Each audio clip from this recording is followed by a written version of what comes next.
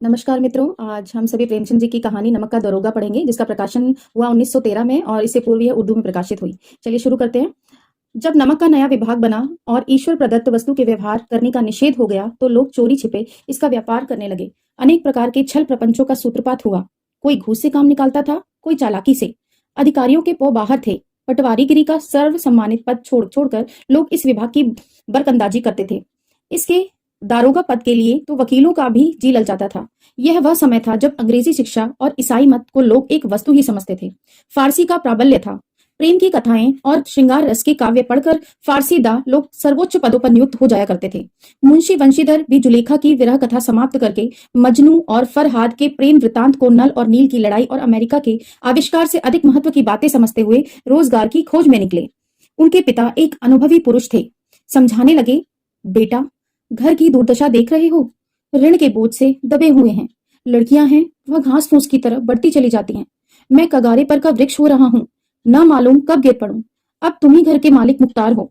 नौकरी में ओहदे की ओर ध्यान मत देना, यह तो पीर का मजार है। निगाह चढ़ावे और चादर पर रखनी चाहिए। ऐसा काम ढूंढना जहाँ कोई कुछ ऊपरी आय हो। मासिक वेतन तो पूर्णमासी का चांद है, जो एक दिन दिखाई देता है और घटते घटते लुप्त हो जाता है। ऊपरी आय बहता हुआ स्रोत है, जिससे सदैव प्यास बुझती है। वेतन मनुष्य देता है, इसी से उसमें वृद्धि नहीं होती। ऊपरी आमदनी ईश्वर देता है, इसी से उसकी बरकत होती है।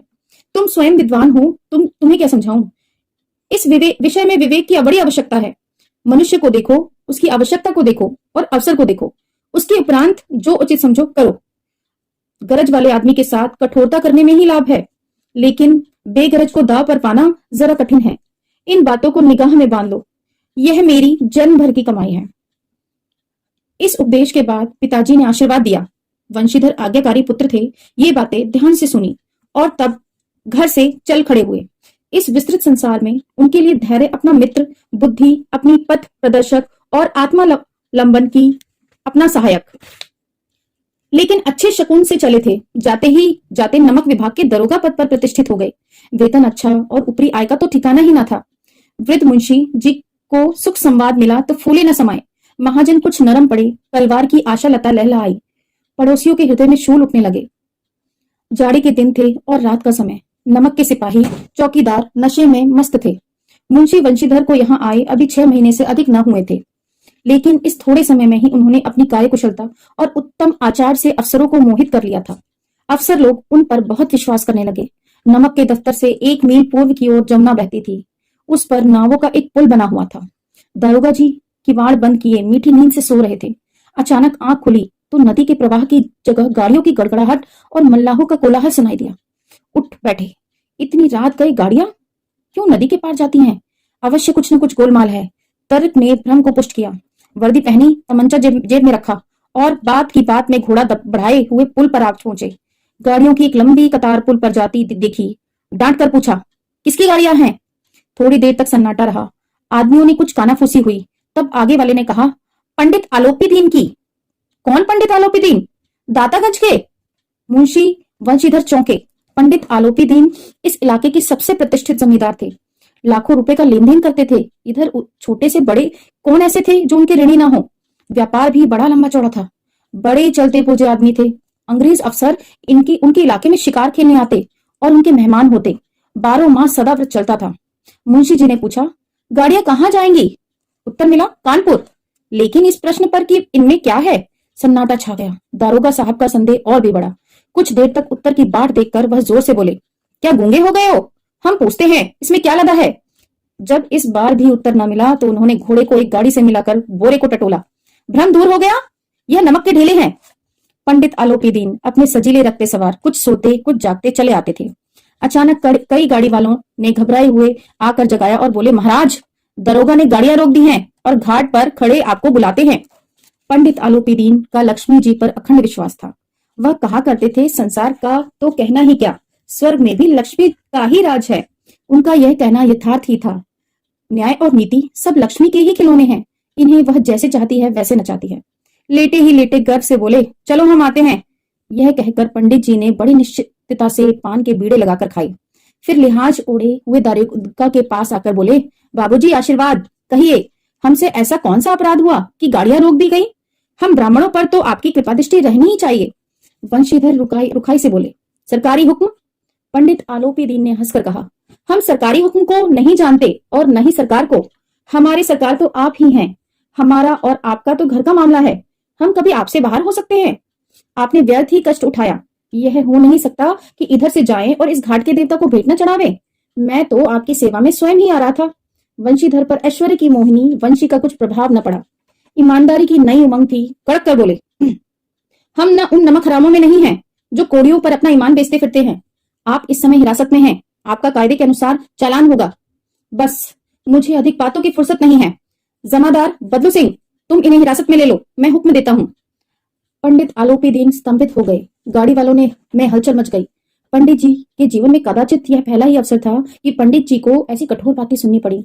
बदलू सिंह आगे बढ़ा, किंतु रौब के बारे यह साहस न हुआ कि उनका हाथ पकड़ सके।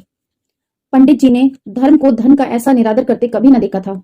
विचार किया कि यह अभी उद्दंड लड़का है, माया मोह के जाल में अभी पड़ा नहीं है, अल्लड़ है, झिझकता है। बहुत दीन भाव से बोले, बाबू साहब ऐसा न कीजिए, हम मिट जाएंगे, इज्जत धूल में मिल जाएगी। हमारा अपमान करने से आपके हाथ क्या आएगा?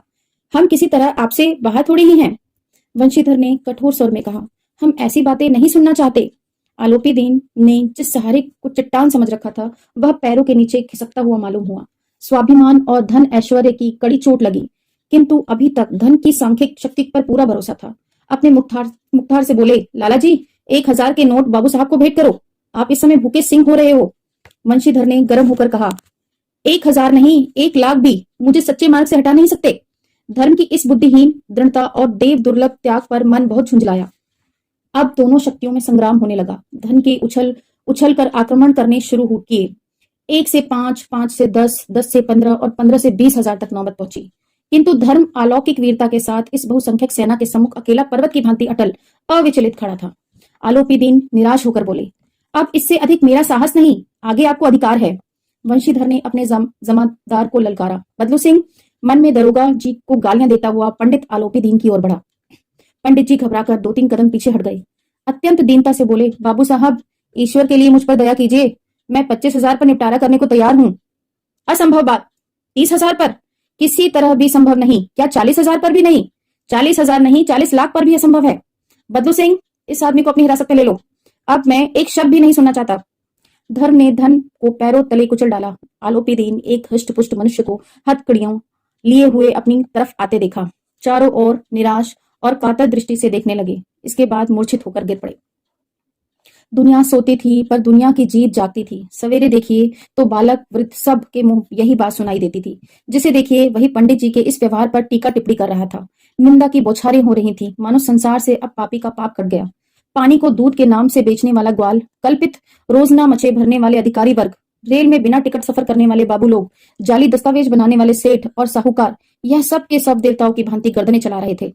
जब दूसरे दिन पंडित आलोपी दीन अभियुक्त होकर कांस्टेबलों के साथ हाथों में हथकड़ियां, हृदय में ग्लानि और शोभ भरे, लज्जा से गर्दन झुकाए अदालत की तरफ चले तो सारे शहर में हलचल मच गई। मेलों में कदाचित आंखें इतनी व्यग्र न होती होंगी, भीड़ के मारे छत और दीवार में कोई भेद न रहा। किंतु अदालत में पहुंचने की देर थी। पंडित आलोपी दीन इस अगाध वन के सिंह थे। अधिकारी वर्ग उनके भक्त, अमले उनके सेवक, वकील मुख्तार उनके आज्ञापालक और अर्धदली, चपरासी और चौकीदार तो उनके बिना मोल के गुलाम थे। उन्हें देखते ही लोग चारों तरफ से दौड़े। सभी लोग विस्मित हो गए थे।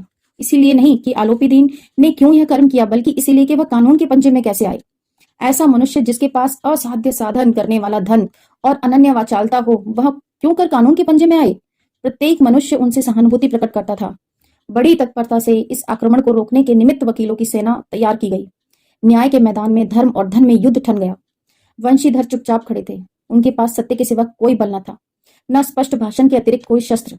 गवाह थे किंतु लोभ से डावाडोल। यहाँ तक कि मुंशी जी को न्याय भी अपनी ओर से कुछ खिंचा हुआ सा दिख पड़ता था। वह न्याय का दरबार था, परंतु उसके कर्मचारियों पर पक्षपात का नशा छाया हुआ था। किंतु पक्षपात और न्याय का क्या मेल? जहां पक्षपात हो वहां न्याय की कल्पना भी नहीं की जा सकती। मुकदमा शीघ्र ही समाप्त हो गया। डिप्टी मजिस्ट्रेट ने अपनी तजवीज में लिखा, पंडित आलोपी दीन के विरुद्ध किए गए प्रमाण निर्मूल और भ्रमात्मक हैं। वह एक बड़े भारी आदमी हैं। यह बात कल्पना के बाहर है कि उन्होंने थोड़े लाभ के लिए ऐसा दुस्साहस किया हो। यद्यपि नमक के दारोगा मुंशी वंशीधर का अधिक दोष नहीं, लेकिन बड़े ही खेद की बात है कि उनकी उद्दंडता और विचारहीनता के कारण एक भले मानुस को कष्ट झेलना पड़ा। हम प्रसन्न हैं कि वह अपने काम से सजग और सचेत रहते हैं, किंतु नमक के मुकदमे की बड़ी हुई नमक हलाली ने उनके विवेक और बुद्धि को भ्रष्ट कर दिया। भविष्य में उसे होशियार रहना चाहिए।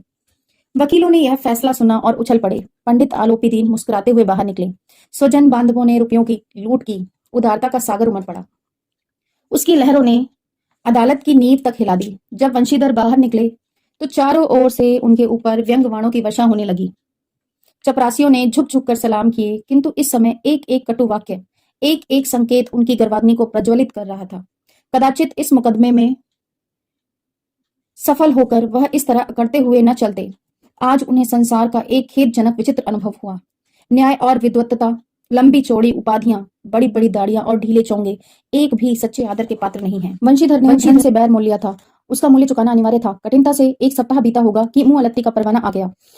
कार्यपरायणता का दंड मिला। बेचारे भग्न हृदय, शोक और खेद से व्यथित घर को चले। बूढ़े मुंशी जी तो पहले से ही कुड़बुड़ा रहे थे। चलते चलते इस लड़के को समझाया था, लेकिन इसने एक न सुनी। सब मनमानी करता है।